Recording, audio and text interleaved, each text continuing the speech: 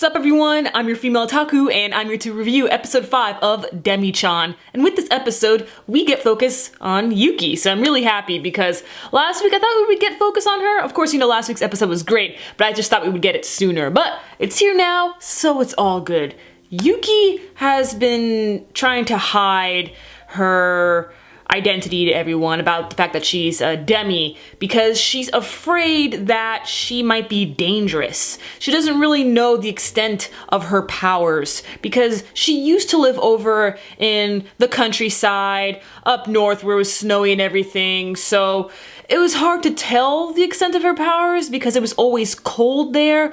I mean, sometimes her tears would turn into ice, but that was really about it. But now that she's in the city where temperatures are more normal and, you know, you get all the seasons and stuff, she's worried that if someone touches her, then they would freeze. Or she's really just afraid what would happen to them because when she was in the bath, she saw that ice was being created. So she thought, oh man, if I could freeze the water, what would happen if a human touched me? So that makes a lot of sense, but unfortunately, everyone found out that she is a demi because of that time when she fainted. So she avoided contact with anybody so that they wouldn't touch her and stuff because again, she doesn't know how powerful she is. So she went to Takahashi sensei and he did some research. And you know what?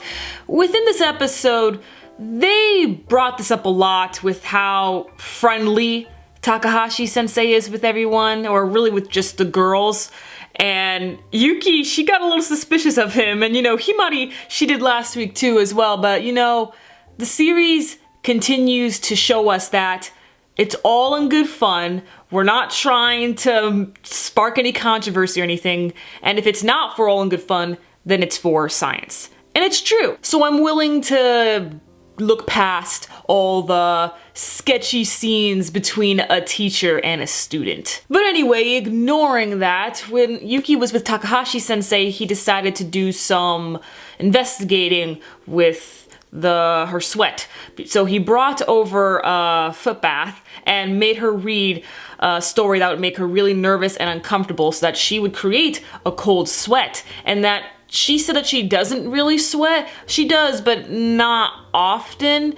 And then we realized that she sweats, her sweat glands are in her feet, and she develops cold sweat. So those icicles are just her cold sweat because when you get nervous and stuff, then you know, you start developing that. So I like that excuse. I like that. It's so cool how this anime tries to, what do you call it, I guess, humanize each of the demis, you know? They again, you know, they just make it as realistic as possible, and I absolutely love it. It's fascinating, it really is. And then later on, we go with Yuki and the girls going out for some ice cream. Hikari has been feeling a little nervous, so she's been, you know, not clinging onto Yuki, even though she really wants to, because, you know, Yuki would cool her down. But Yuki's all like, hey, I noticed that I noticed that you haven't been clinging on to me anymore, and I don't want to make you feel bad, but everything's okay. You can cling on to me if you like. And then Hikari goes right on ahead, and then she asks if she could bite her, but only through her clothes and stuff, and just like nibble on her. And that's the same thing that she does with her sister. So that was great. Hikari had a blast. Then you just had Machi. She's just looking at them like, with a little old derpy face. I'm just like, Machi, I love you. That whole scene was great, and it was nice to see Yuki happy. And you know, she just keeps on making more and more friends because at the end of the episode, she apologizes to the boy that was being nice to her, trying to help her, and then, you know, asks her out and stuff. So she's just all like, why don't we hang out after school? And then we see that there's a bunch of girls over to hang out, and just that one guy.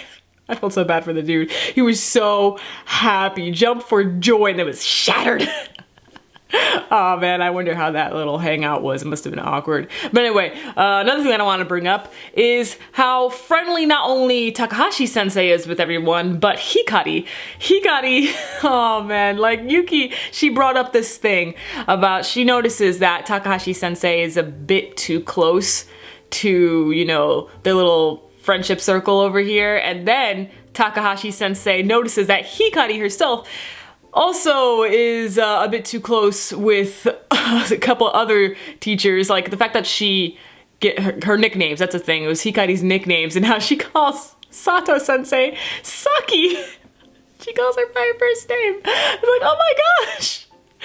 Where's the respect? Where's the line drawn? Like, that was great. And the fact that, like, you know, Hikari just calls Takahashi sensei just sensei. She's just like, you just seem like a sensei to me.